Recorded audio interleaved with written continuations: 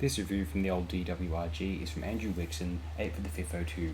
Revisitation. In season 19 as transmitted, Eric Saward's name appeared in the credits before the Visitation was shown. He script edited Kinder for one thing, but this story really marks the first real contribution of the man who was one of the defining influences on 80s Who, and it's a bit of a revelation, pun not intended by the way, to watch it in expectation of another Earthshock or resurrection of the Daleks. Saward's scripts are notorious for their graphic, by DW standards, violence, their reliance on old enemies and continuity, their moral cynicism, and their attempts to supplant the Doctor with the inclusion of hard-bitten, gun-toting mercenaries whom the writer seems much more interested in. While the Visitation has none of these, with the possible exception of the lattermost. Apparently Saward scripted Mace in a much harder vein and was quite annoyed with Michael Robbins' rather marvellous portrayal of him as a blustering coward.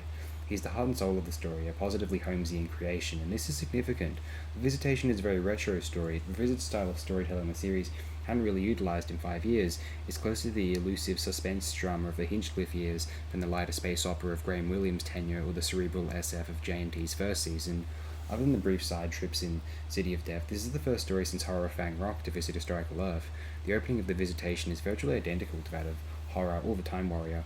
Unsuspecting historical Earthlings see an ominous falling star, and their subsequent slaughter by unseen alien forces is brilliantly staged. Then, though, we're bang up to date with the latest installment of the TARDIS soap opera, as Tegan gratuitously goes on and on about events in the previous story and shouts at the Doctor a lot. You can sense the story straining to accommodate the unwieldy size of the TARDIS crew.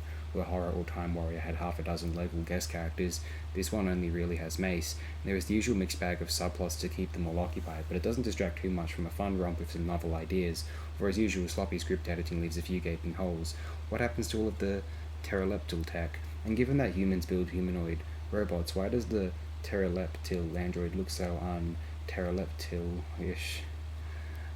The Visitation may well mark the dawning of a new style for DW, as the straightforward action drama of Saward was gradually to become the defining influence on the series over the next few years, but here at its inception that style feels fresh and fun, and hugely indebted to the work of, who else? Robert Holmes. More of a rediscovery of old virtues than pioneering of new ones, The Visitation remains a solidly enjoyable story.